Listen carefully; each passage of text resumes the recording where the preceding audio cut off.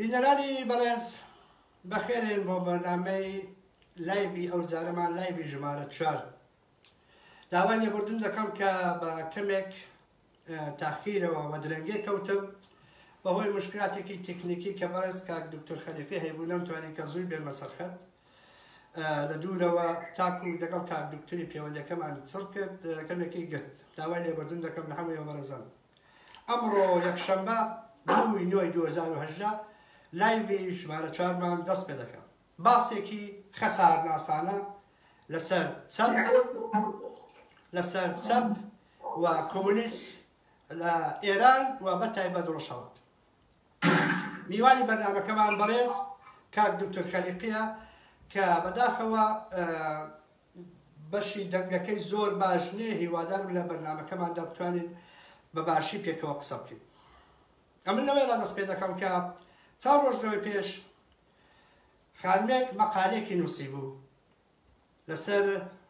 جۆری پەروەردەی منداڵان لە سوێد ئەو خانمە لە مەقالەکەیدا ئیشارەی کردبوو کوتی لاوی سوێدی زۆر چاک ئاگاداری جنایاتی هیتلێر هەن دەزانن کە هیتلێر چ جنایەتێکی کردو بەڵام بەداخەوە ئاگاداری جنایەتی کۆمونیستەکان نین کە ڕەنگە زۆر لە هیتلێری زیاتر بێت کێشەی ئێمەش ئەوەیە کە ئەمە بە زانیاریەوە ویستێک هەم نابژێرین بۆ خۆمان کە قازانجی خۆمای تێدا بێت زۆربەی ئەو کۆمونیستانەی کە ئێستا کۆمونیست و دمڕاستی چەپەکانن هەمویان کەسانێک بوون کە بە نائاگاهیەوە کۆمونیستیان هەڵبژاردووە و بە نائاگاهیەوە چوونە بەرەی چەپ ئەگە ئاگابان ئەو کەسانە و ئەگە زانیاریان لەسەر کۆمونیستە بە بێگومان لەسەر ستالینیش دەیان بوو دەیانزانی کە لە گولاگ چقەو ماوە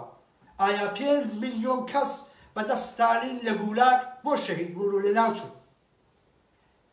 بۆ 9 میلیۆن کەس لە شوڕەوی تەبعید کران و ئەو 9 میلیۆن کەسەش لەناو چوون و مردن بۆ نزیک بە 1 میلیۆن کەس بەدەست ستالینی ئیعدام کرا لە نەیارانی خۆی قسێکی زۆر مهم هەیە کە دەڵێن ئەوەندەی کە ستالین کۆمونیستی کوشت هەرگیز هیتلێر ئەو کاری نەکرد و نەشی توانی هەرچەندەکە ویست پاشی باش ئەو کەسانە کە زانیاریان بە زانیاریەوە بیری چەپ و کۆمونیستیان هەڵبژاردۆ بۆ بوونە مائۆیست بۆ نەیانزانی مائۆ نزیک بە 3 میلیۆن کەس لە نەفەراتی خۆی کوشت لە نزیکانی خۆی ئەوانەی چەپ بوون کۆمونیست بوون ئایا نەیان دەزانی مائۆ بڕیاری بە حکوومەتی خۆی داوە کە 10% لە هەر شارەی 10% لە ڕووناک بیرەکان هەڵبژێرن و بینێرن بۆ تەبعیدگاکان ئایا نان دەزانی مائۆ کاری کردو ئایا نان دەزانی مائۆ 35 میلیۆن نەفەر لە خەڵکی چینی قڕ کرد و لەناو برد و کوژران لەسەر پرۆژەیەکدا لەسەر پرۆژەیەک کە سەر نەکەوت 35 میلیۆن کەس دواتر زۆرمان بیستووە کە ئەنوەر خوجا چ کەسایەتێک بووە نێ لەسەر کۆمونیستەکانی خۆمان لەسەر ئەنوەر خوجا زۆر تەعریفی دەکرد وڵاتێکی 3 میلیۆن کەسی لە وڵاتێکی چووکی 30 میلیۆن کەسی 3 میلیۆن کەسی ئەو کابرایە شێتێکی ماخولیایە بە خەڵکی خۆی دەڵا هەر کەسە دەبێ یەک سەنگەری لە ماڵە خۆی سازکە دەنا دەمان کوژن ئیمپریالیستی حەملەمان بۆ دەکات چاو جەنگێک ساز دەکەن کۆمونیستەکان لە ترس بۆەوەی کە حکوومەتی خۆیان بەڕێوەبرن بە هەموو خەڵکی ئاڵبانی دەڵێن هەر کەسە لە ماڵە خۆی سەنگەرێکێ بێ دەنا ئیمپریالیستی جەهانی دێ ئەومان دەخوا قڕمان دەکات ناومان دەبە شتێکی درۆ و بەو نێوەش 6,000 کەس ئیعدام دەکرێت و 20,000 کەسیش لە زینداندا دەبێت کۆمونیستی ئێمە کۆمونیستی لە ڕۆی ناحاڵیەتی وەرگرت جەو گرتی ئێستاش نازانێت چی دەبێت جەو گرتی ئێستا وەختی خۆیەتی کە ئەو جەوگرتنەی کە گرتویانەوە باسی بکەن کە بابا هەڵەمان کرد ئیشتیبا بوو بەلا ڕێدا ڕۆیشتین نەک ئەوەی کە ئەتۆ بێی دووبارەی بکەوە لەسەر شویستێک کە ئەسڵەن بۆ منی کورد هیچی تێدانێت بۆ منی کورد ویستی چەبی هەر هیچی تێدانێت. بەڵێزان دواتر دەگەڕێنەوە سەر ئەو خاڵانە. ئێستا کانە میوانی بەردەواممان پرۆفەسۆر دکتۆر حسێنی خەلیقیە. داوا لە کاک دکتۆر خەلیقی دەکەین لەسەر بیری چەپ لەسەر بیری کۆمونیستی و ئەو بیرەی کە لە ڕۆژهەڵات هاتەدی کەمێکمان قسە بۆ بکە. کاک دکتۆر جۆن لە دەنگی ئێمەیە؟ دەڵێ گوێم لێتە فەرموو. فەرموو قوربان. پرسیارەکەی من ئەوەیە کە لەسەر بیری چەپ کە ئەوەی هاتە نێو ڕۆژهەڵاتی کوردستان ئەوە چۆن ساز بوو و بەلەو چۆ دەڕۆ؟ مەبەستت پێکهاتنی جەریانی چەپە؟ بەڵێ لە ڕۆژهەڵاتی کوردستان ئەرێ؟ بەڵێ دەقیقەن.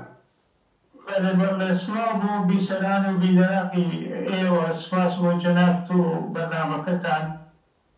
پێم خۆشەوە بڵێم کاتێکە پێشوویکەکان توانیان بەسەر حکوومەتی تێزارە لە یەکێتی سۆڤیەتی پێشوو زاڵ بن و حکوومەتی کۆمونیستی لەو دەوبارە دروست بن، بەهۆی هاتوچووی کرێکارەکانی ئەم باشووری ڕۆژهەڵاتی کوردستان هەموو سەراسەری ئێران بە تایبەتی مازندران و ناوچەی گیلان و مازندران ئەوانە هاتوچوویان بۆ باکووە کرد لەوێ وەکو کرێکار کاریان دەکرد لە قەپی ئەو کارکرد بۆ پەیوەندیە کرێکاریەدا بیری کۆمۆنیستی کەوتە ذێهنی خەڵکی ئێرانەوە بەگشتی و ڕۆژهەڵاتی کوردستانیشەوە بە تایبەتی ئەوانەی کە پەیوەندیان هەبوو لەگەڵ ئەو بەیەکێتی سۆڤیەت کە ئازەربایجان بوو. ئەو بیر هاتە ناو ئێرانەوە لە پێشا ناویان ئاعتیدالیدون، یعنی ئەوانەی کە میانەڕەوە دوایی وردە بەرەبەر قۆناغی جۆراوجۆر حیزبی توودەی ئێرانی لێدروست بوو کە سەر بە یەکێتی سۆڤیەتی پێشوو بوو و لە جەریانی کارکردنی حیزبی توودەی ئێران لە سەراسەری ئێراندا چ لە ناو ئەرتەشە چ لە ناو بەشە کۆمەڵایەتیەکانی دیکە ناو نەتەوەکانی دیکە ئەو بیرە تەشەنەی کرد بە تایبەتی لە ناوچەی مەهاباد و مکریان و ئەوە زیاتر پێشوازیان لە سنە کەمتر لە کرماشان کەمتر بەڵام دەوێت زۆرتر بە حاڵ ئەو جریانە ئیدامەی پێیاکەن و لە زووکی ئەو جریانەدا ئەحزابی کۆمۆنیستی تر وەکو چریک فەتایی خەڵق و وەکو پەیکار و وەکو ڕێکخراوەکانی دیکە سەهەند و ئەوانە لەدایک بوون کە هەبوو بیری چەپ لە ڕاستی ئاکەبێتەوە بۆ پێکهاتنی حکوومەتی یەکێتی سۆڤیەت لە شەڕی یەکەمی جەهانیدا دوای سقوطی تێزار لەوێەوە ئەو بیرە تەشەنەی کرد. ئەو بیرە لە پێشە لە فۆیرباخ و لە هێگێل و ئەوانە و گەیشتوو بە کارل مارکس و دوایی گەشت بە لێنین و ستالین و ئەوانە لێرە تەشەنەیان کرد ئەو ڕۆژهەڵاتی ناوینەوە بەرەبەرە حیزبی شیوعی عێراق و ئەحزابی کۆمونیستی وڵاتانی عەرەبی و وڵاتانی دیکەی ئیسلامیش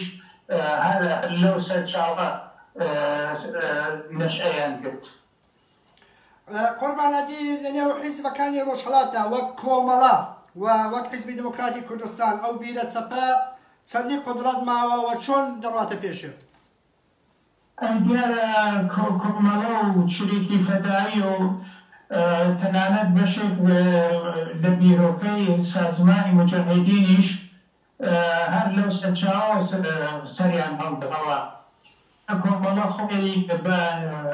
حیزبێکی کۆمۆنیستی حاڵ و بێخۆش دەزانەیە کە ئستالینیزم ڕەت دەکاتەوە ئەوە لە ئەرکاندا دەیهەوێت لە کۆمەڵگایەکی شوانکارەیی دووەکەوتوو وەکو ئێران و تایبەتی وەکو کوردستان کە هێشتا سیستەمی دەرەبەگایەتی نەیتوانی کۆمەڵگا نەیتوانێت سیستەمی دەرەبەگایەتی لانی بیرۆکەکەی بسڕێتەوە لە وڵاتە دەیهەوێت حکوومەتێکی کۆمۆنیستی نەک لە چەشنی ستالینیستی بەڵکو لە چەشنی تایبەتی و پێی بە بیرۆکەیەک کە هایەتی پێک بێنێ و کرێکارەکان ڕفخات و زەحمەتکێشان بکاتە خاوەنی دەسەڵاتی سیاسی ڕێگای هەڵبژاردن و شۆرا و دروستکردنی شۆرای ناوچەی و شۆرای شار و دێ و ئەوانەوە ئەوش بە گومانی من بێ لە بەرچاوکردنی بارودۆخی فەرهەنگی سیاسی کۆمەڵایەتی ئابووری کوردستان ناتوانێت لە ڕاستی بە ئەو بیرۆکە وەکو خۆی وەکو بیرۆکەیەکی ئینسانی و مرۆڤی لە کوردستانە بەپێ ئەو هەلومەرجەی کە ئیمڕۆ لە کوردستانە هەیە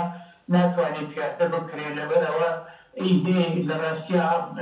لایەنێکی ئیدئالیستی هەیە بە معنای نەک بە معنای ئیدئالیزمی فەلسەفی بە معنای ئیدەیەکی دوور کە دەبێت کۆمەلگا بۆ ڕەنکاریی زۆری بسەرا بێتە لەبینە خۆش بێ بۆ فەرەهەمکردن و دابڕزاندنی بیرۆکە. بەواتەیەکی تر ئەو بیرە هەڵەیە بۆ کوردستانی یعنی لەلایەن جەنابتەوە ڕەت دەکرێتەوە کە هیچ بە هیچ ناگە وایە؟ یعنی مەسەلە هەڵەبوون و هەڵە نەبوون نییە مەسەلە ئەوەیە تۆ ئەبێ سەمینە خۆشکەی لەناو کۆمەلگاکە لەباری فکر و ڕۆشنبیریە و لەباری لابردنی خوراپاتەوە لەباری تەئسیراتی بەشەکانی کولتورەوە وەکو مەزهەب دین وەکو کۆمەڵناسی وەکو برناسی هونەر ئەخلاق ڕەوش مێژوو وەکو ئەوانە گۆڕانکاریەکی خۆ فراهەم بکرێت بۆ ئەوەی کە زەمینە خۆش بێ بۆ ئەوە ئەو ئیدە ئیدەیەکی ئەگەر پێشکەوتوو بێ ئەو ئیدە بتوانێت لەگەڵ ئەو بیر و هۆشەی خەڵکا یەک بگرێتەوە لێرەدا هەڵە و ڕاست و ناڕاستبوون نابێ بە تاکەی وەکو کۆنسێپتێ وەکو چەندکێک بەڵکو دابزاندنی بیرۆکەیەک یا پلانێکی کۆمەڵایەتی سیاسی بیرۆکەیەکی چەپ و دابزاندنی لە کۆمەلگا بە ئاسانی کۆمەلگا ناتوانێت قبوڵی کات دەبێت بارودۆخەکە بخوێندرێتەوە ڕەنگە ئەو شتێکە لە یەکێتی سۆڤیەتە کرا بەشێکی زۆری ئەگەر حیسابیەوە بکەین بە زۆر کرا دەبینی دوایەوە ئەو یەکێتی سۆڤیەت بۆ شێوە تێکچوو حکوومەتەکان ئەقماعی سۆرەوی جیابوونەوە دەبینی لە زۆر شوێنی دیکەدا ئەو کولتوری پێشوو بە شێوەیەکی زۆر سەختتر و متعەسبانەتر سەری هەڵدایەوە لەبەرەوە ئەوانە ویستیان بە زۆر و بە تەک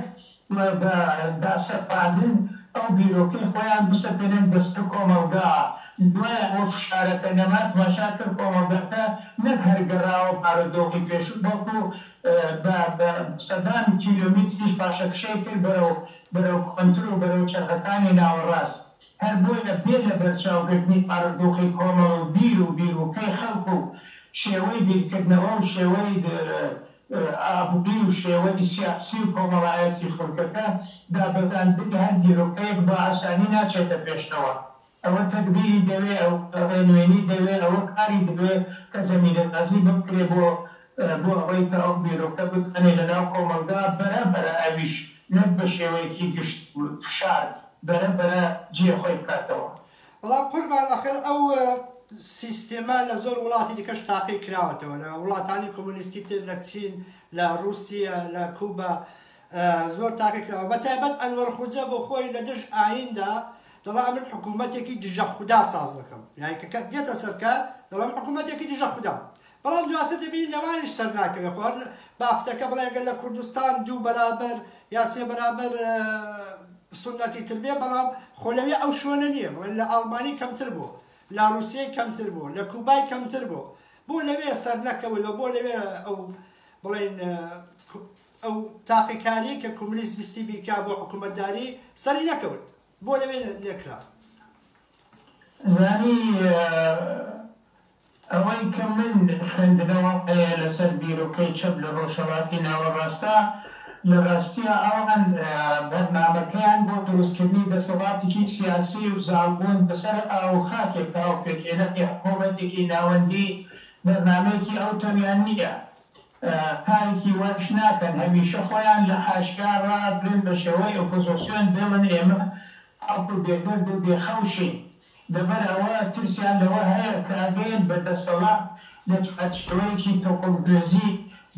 بیرۆهۆشی خۆیان بە قەتیس بمێنەوە و هەرکە لە خۆیان بێ جەنبەی خودی و ناخودی پەیدا بکە هەرکە لە خۆیان بێ پشتیوانی لێ بکەن و هەرکە دژی ئەوە بێ ئیمکاناتی ئەوە وەختە بێبەش بکرێنەکردن بڕۆنە مەحەکی ئاتوماتیش و تێگەی کارکردن لە دەوڵەتێکدا بۆ ئەوە لە ڕاستیا قەتیان نەکەوێتە سەر ئاو هەمیشە ئەبینی بە شێوەی ئۆپۆزیسیۆن کارەکەن لە کوردستاندا لە بەشی بەگشتی لە ئێران لە عێراق لە وڵاتانی دیکە قەت تێنەخۆشاون لە ڕێگای هەڵبژاردنەوەی انتخاباتەوە بگەن بە دەسەڵات یەکەم دەبێتەوە لە ئەقەلیەتە بۆ خەڵک بیرۆکەکەیان یان هەزم بکردەوە نەیانتوانیوە کرێکار یا جووتیان یا ئاوەیەکە لە دەسەر زەوی ژیانی بژیوی ژیانی لەتەوی دابینە بێ ناتوانێت تێوەری مارکسیستی لێنینیستی ئەگەر لێنینیش حساب دەکەین تێوەری مارکسیستی هەزم بکە بۆ ئەوەی بتوانێت ژیانی خۆی لەسەر ئەو زەمینە دابین بکە هەر بۆیە لە ئەقەلیەتدا یەک دوو ئەوەیش سعی ناکەن تێبکۆشن دەسەڵات بکردن دەسەڵاتەسن لە ئازمایش و ئیمتیحانە بەپێ ئەو شعرانەی کە هێدەن نەتوانن پیادەکەن نمونەیەکی گۆڕانە لە باشووری کوردستان چه شعاری گەورە گەورەیەکی هەڵگرد و چوە ناو دەسەڵاتیشەوە لە ئاکامدا لەبەر ئەوە زەمینەی کۆمەڵایەتی و سیاسی و حتا بیرۆکری بەرپرسانی خودی گۆڕانیش نەگەیشتو بۆ حاڵەتە کە خۆیان لە خۆیاندا شتەکە قبوڵکەن داکەم لە ناو خۆیاندا ئەو شتە تەمرین کرد و ئازمایش دکەن هەر بۆیە تماشات کرد لە دەسەڵاتی سیاسیشتا بوون بەڵام دژی دەسەڵاتی سیاسی تەزاهوراتیان کرد چونکە ئەو بدرۆکە کە ڕایانەگەیان بە خەڵک خۆیان بکردەوە نەیانتوانی پیادە بکەن هەر بۆیە پیادەکردنی بیرۆکە کاری دەوێ و زەمینەسازی دەوێ و ئەوەی کە دموکرات نەبێ ئەوەی کە بۆ خۆی بەڕاستی مارکسیست نەبێ چەپ نەبێ بەکردبۆ پیادەی نەکا لەسەر خۆی و دەور و بەرەکی خۆی ناتوانێت لە کۆمەڵگا ئەنە پیادەکە و بکاتە فاکتۆرێ بۆ بەرەوشکردنی ژیانی خەڵک و دابینکردنی داخوازەکانی خەڵک سپاس کاک دکتۆرە باسی گۆڕانت کرد وەبیر یەکێتی نیشتیمانی کەوتمەوە چونکە بەڕاستی ئەوانم هەموو پێ لە یەک بازڵێدایە بەڵام ئایا یەکێتی نیشتیمانی لەسەر سازبوونی یەکێتی نیشتیمانی بە شەخسی مامزەلان لەسەر سازبوونی کۆمەڵە چ نەقشێکی هەبوو لە ڕۆژهەڵاتی کوردستاندا مەبەستت چییە؟ مەبەستم مامزەلان سازبوونی ئایا پەرەپێدانی کۆمەڵە مەبەستی نیشتیمانی چ بکە؟ مەبەستمەوەی ئایا پشتگیری لێ کرد یان نەیکرد کاتێک کە کۆمەڵە دەهێویست ساز بێەوە دەهێویست زیاتر پەرە بستێنە ئەزانی جەرەیانێکی ناسیۆنالیستی کە ئامانجی ون کردووە کە بریتی لە ڕزگارکردنی خاک و خەڵک چ تێکەڵ لەگەڵ کۆمەڵەی ڕێژبەران و چەپ و بیرۆکەی چەپ و دروستکردنی شۆرا و پێکێنانی دەسەڵاتێکی سیاسی و مساوات سازکردن بین خەڵکە و چاکسازی لە کۆمەڵگا چ تێکەڵاو دەبێ لەبەر ئەوە خاوەن ڕابردوویەک و کولتوورێکی شوانکارایی و عەژیرەیە ناتوانێت ئەو تەرکیبە بە شێوەیەکی پێویست و بە شێوەیەکی زانستیانە تێکەڵ بێ بەیەک و بتوانێت هەم لایەنی ناسیۆنالیستیەکە یا وڵات پارێزیەکەی بپارێزێت و هەم لایەنی دموکراتیکەکەی هەر بۆیە ئەو تەرکیبە ئاکامەکەی بوو بە ئەوە لە ئاخرە و جیابوونەوەیەکیشی لێ پێکات کە جیابوونەوەکە بێئاقام مایوە لە ڕاستیدا گۆڕاند بۆ خۆی دەستکردی یەکێتی نیشتیمانی بوو وە دروستیان کرد بۆ ئەوەی ئەو جەماعەتە کە قەرار بوو لە یەکێتی نیشتیمانی جیا ببنەوە لەبەر ئەو گەندەڵیانەی کە خۆیان پێشبینیانە کرد خۆیان باسییانە کرد لە کنگرەی ئاخرین کنگرەیاندا پێم وایە نازانم ئەگەر هەڵم نەکردووە لە 2013دا کنگرەیان کرد خەریک بوو جەماعەتێکی زۆری لێدا بێتەوە بتەقێتەوە ئەوان ئەو گۆڕانیان دروست کرد بە ڕێبەرایەتی خوا لێ خۆشبوو و نەوشێروان مستەفا بۆ ئەوەی کە ئەوانە نەبن و جەماعەتی تریش تازە بێن بەهۆی شعاراتێکە کە هەڵی هەندوو شعاری پێشکەوتن بۆ ڕەنگ لە کۆمەلگا گۆڕان بە شعار لەسەر کاغەز و بە مرەکەب لەسەر کاغەز نا گۆڕان بەکردەوە لە کۆمەڵگا بێ گۆڕان بە ئەوەند ئەوانەی کە گۆڕانەکەن دەبێت خۆیان گۆڕانیان بەسەردا هاتوێ کە نەهاتوە دیت هەم ئەوەیان فەلەج کرد پارلەمانیان فەلەج کرد هەم حکوومەتیان فەلەج کرد هەم دروشمەکانیان نەچوە پێشەوە هەم زیانیان بە خۆیان گیان هەم زیانیان بە خەڵکی ڕوبەری خۆیان گیان وە لە ئاخرەوە تەواوی هێرکەکان چوە ناو سەبەتەکەی یەکێتی نیشتمانیەوە دەبینی ئەوان ئێستاش لە یەکێتی نیشتمانی یارمەتی وەرەگرن ئەوە بژیوی خۆیان دابینکەن وەکو حیزبێکی سیاسی کەوابێ و دەبەر ئەوە بەرنامەکە دووربین نەبوو لەبەر ئەوە لەگەڵ بارودۆخەکە یەکی نەگرتەوە هیچ کامێکیان لەواقع سەرکەوتنێکی ئەو تەویان لەناو خەڵکا بەدەست نهێنا ڕفتارەکە دموکراتیک نەبوو فقط شعارەکە دموکراتیک و چەپا نەبوو. دەست خۆش کاک دکتۆر پرسیارێکی دیکەم هەیە زۆر باشە. لەسەر حیزبی تودا بگەڕێنەوە سەر حیزبی تودا تەأسیراتی حیزبی تودا لەسەر حیزبی دموکراتی کوردستانی ئێران چۆن بوو؟ چۆن فەرموود من تێ نەگەیشتم دەمێت هاتەوە ساڵۆ کە نەزانم بۆ وایە. دەڵام تەأسیری حیزبی تودەی ئێران لەسەر حیزبی دموکراتی کوردستانی ئێران تا چ ڕادەیەک بوو وە چیان کرد؟ تەأسیری چی دەکەی؟ نەخێر حیزبی تودا.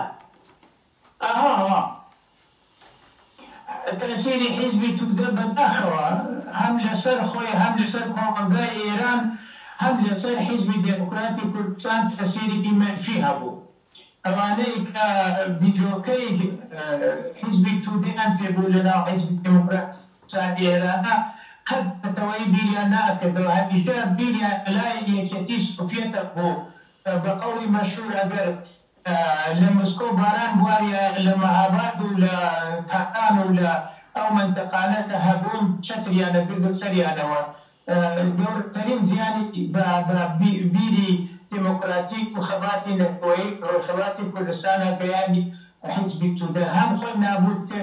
هم زياني بأيمش بيان هم اوانش كهوجري او بيرو كبون إيسايش ناتوان الديمقراط الغستي لكان خاون اعمال جدية بطول پێدوایە کە ئێستا کانش تەأسیرگوزارە حیزبی دموکرات لەو فکری توودەی ئیسمەی؟ نەبوو تەأسیری نەبووایە لە کۆنگرەی شەشا تەماشاکەی حیزبی کردە دوولەتەوە و هەر ئەو دوولێت تەفێکی دروست کردبوو حتا کاتێک شەید قاسملو باسی دوم و شەکی ئەمریکا و نام کروز بوو چی بوو بە باسی دوم و شەکی ئەمریکا ڕۆژاوا و ڕۆژهەڵاتی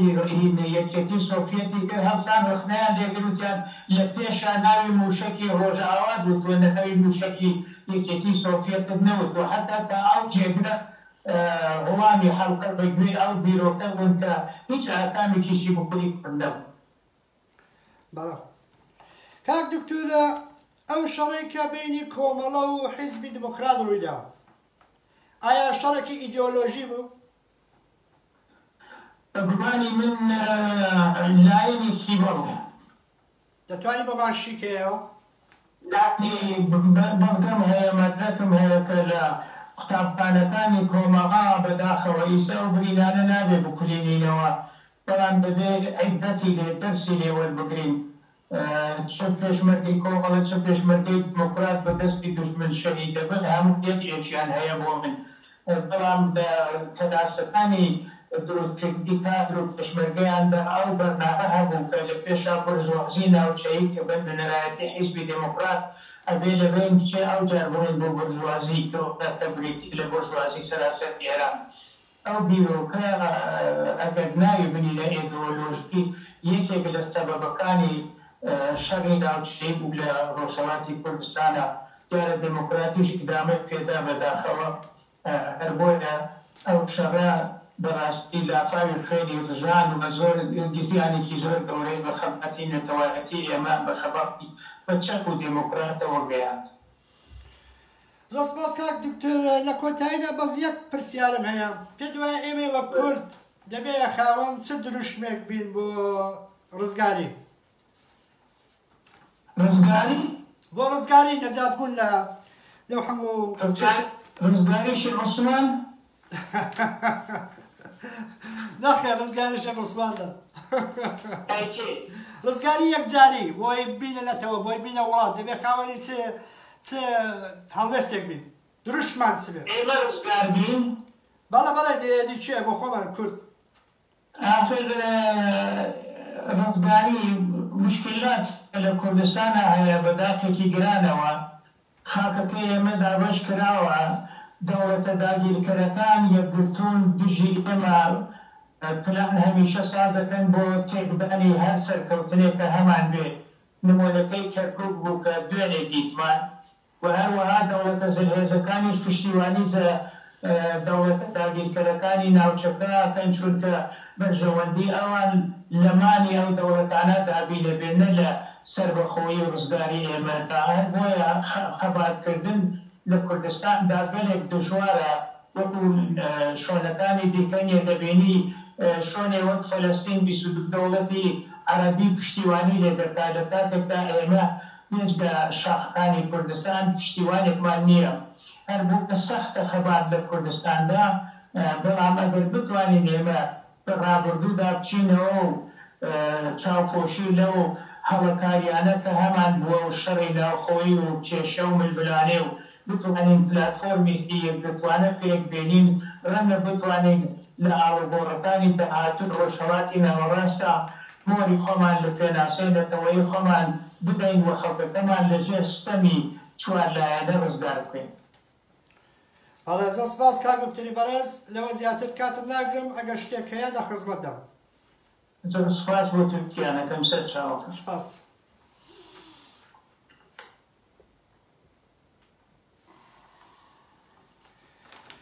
بینەرانی بەڕێز داوای لێبوردن دەکەم کە کەمێک درەنگ هاتم ڕاستەکەی کەمێک مشکلە بوو کە بتوانم لەگەڵ کاک دکتۆر خەلیقی پەیوەندێکی باشمان هەبێەوە چونکە لەباری تێکنیکی و مشکلەی هەبوو جەنابیان ئەمیش لە دوورەوە کارم لەگەڵ دەکرد پێچ و تاهاتنە سەرخەت هاوڕێیانی بەڕێز ئەوەی کەم دەمهەوێت لێرەدا باسی بکەم ئەوەیە کە بیری چەپ لە کۆمونیست ڕابگرە کە هەرە توندەکەیەتی ئەتاکوونی ئێستا سوسیال دموکرات و ئەوەی دیکە تاقیمان کردوێتەوە زۆر جارمان تاقی کردوێتەوە بە هیچ شوێ نەگەیاندوین بیری چەک بیرێکی ڕووخاوە ئیدئۆلۆژیەکە کەگە بە قازانجی فارس بێ بۆ باشتربوونی عەداڵەتی ئیجتیماعی ئەمن ناگرێتەوە ئەمن پێشوەی کە عەداڵەتی ئیجتیماعی و مافی ژن و مافی سەگ و مافی پشیلە و ئەوەم هەبێ دەبێت مافی نەتەوایەتی خۆم هەبێ دەبێت هوویەتی خۆم باس بکەم ئەمن چێم کە من ئەو مافەی داوا دەکەم ئەمن چێم وەک خۆم ئەمن چێم کە داوای ماف دەکەم دواتر مافی نەتەوەیی بۆ ئێمەی کورد مافێکە کە هەمومان دەگرێتەوە تەواوی ئێوە بەڕێزان دەگرێتەوە مافێکە هەمومان دەگرێتەوە مافێکی چینایەتی نییە بەس قشرێک دەنەزەر ناگرێت بەس نایهەوێ حکوومەتی بەڵێن چینێک بەسەر چینێکی دیکەی کۆمەڵایەتی دابێت هەمومان وەک یەک دەگرێتەوە منداڵەکانی ئێوە منداڵەکانی خزمی تۆ تەنانەت جاشیش تەنانەت جاشەکانیش دەگرێتەوە کەوایە مافی نەتەوایەتی مافێکی هەمەگیرە مافێکە بۆ هەمومانە یەک شتی کە پێم خۆشە باس بکەم خیانەتی تودەیەکان ئێستاشی دەگەڵ بێ تودەیەکانی کە ماون و زۆر زەعیفیشن و ماون لە ئەوروپایە ئەوەی کە ئەدام نەکراو دەرچوو هەڵات ئێستاشی لەگەڵ بێ ئەوانە لایەنگەری حکوومەت ئێستاشی لەگەڵ بەیاننامە دەنووسن بە لایەنگەری حکوومەت و دنێو حیزبی دموکراتی کوردستانی ئێراندا کە بەڕاستی دەستی باڵایان هەبوو گەورەترین زەربیان لە حیزبی دموکراتدا کۆنگرەی چوار دیتمان چی بەسەر حیزبی دموکرات داهێنا لەتی کرد لە ناوی برد و بە بەهانەی وەی کە و حیزبی تودەی ئێران دەستوریدا بە ئەندامانی خۆی لە حیزبی دموکراتی کوردستانی ئێراندا کە ئێوە لە حیزبی دموکرات جدا بوونەوە چونکە کۆماری ئیسلامی ئێران دژی ئیمپریالیستە تەفسیرێکی ئەوان هەیەە دژی ئیمپریالیستە ئێمە تاقیمان کردێتەوە لە کۆماری کوردستانی ژاروسیا هیچ کەت چاوی لە کۆماری کوردستان هەڵێنەوە ئەو دەم ڕۆژنامەیەک نووسی کە رووسیا کۆماری کوردستانی فرۆشت بە چەند بۆشکە گاز. رووسیا حیزبی تودەشی بە کەمتر لە چەند بۆشکە گاز فرۆشت. هەمویان یاددام کران لە ناوچوون تەفسیری قورئانیان پێکرا، هیچ شیان بۆ نەکرا. یانی رووسیا پەیوەندی خۆی هەر ڕاگرت. ئەوە لەبارێکەوە. لەسەر کۆمەڵەکە ئەو خەتە ئیدئۆلۆژیەکە دامەزرا لە ئەڤەڵی انقلابەوە بە شێوەیەکی کۆمۆنیستی توند، ئەوە تا پێتان لەمە پێشترش باسم کردو، هیچ نازانای ستالین چێ بوو، ماۆ چێ بوو، ئەنوەر خۆجە چێ بوو، بەڵام شانازیشیان پێوە دەکرد. شانازیشیان پێوە دەکرد. هەر ئەوانەش دواتر بخوان هاتە مجەسەمەی لێنینیان هەڵقەند لە مسکۆیە لایان برد و فڕیاندانی و ئەمبارێکی. بۆ ئێستا ئامادە بێ هەڵگرێ و بیرە بین کە بۆ خۆیان نەیانماوە، فڕیان داوە، بە کەلکیان نەماوە. دەڵێن رووسیا لەسەر چی وای کرد؟ انقلابی رووسیا لەسەر چی؟ بەڵێ شکستی رووسیا بۆچی ڕوویدا؟ لەبەر دوو هۆ بوو. یەک بیری نەتەوەیی کە لە نێو خەڵکاندا زیندوو بووەوە. دوو بیزنس، یعنی بتوانن خوان دەوڵەمەندتر کەن، خەڵکەکە بەرەو نابوودی دەچوو. کەوایە بیری کۆمۆنیستی تاقی کراوەتەوە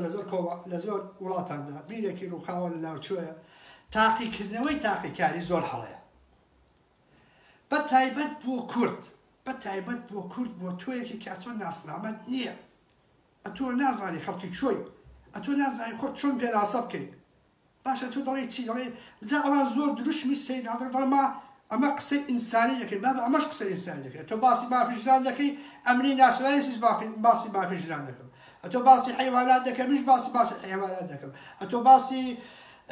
ژینگە دەکەی، ئەمیش ژینگەم لە تۆ پێ خۆشترە و پێ جوانترە و ڕێزی زیاتر دەگرم. یعنی ئەوە دروشمێک نییە تۆ لە منی بدزی، لە منی نەتەوەی، لە منی ناسیۆنالیست. ئەتۆ ناتوانێت ئەو دروشمانە بڵێ فەقەت ئەمن هەڵگری و دروشمم، وانە ئەمیش هەڵگری و دروشمم. بەڵام بە ئیزافەی وەی کە من داوای مافی نەتەوەیەتیش دەکەم، یعنی ئەوەی ئەمن باسی دەکەم لای تۆ زۆر زیاترە، لە تۆی جەنابی کۆمۆنیستی چەپ زۆر زیاتر. هاوڕێیان نیشتیمانی بێ بکەنەوە، کوردستانی بێ بکەنەوە و دەبێتی کوردستان دابین تەنیا دروشمێک کە ئەڵمان ناخەڵەتێنێ،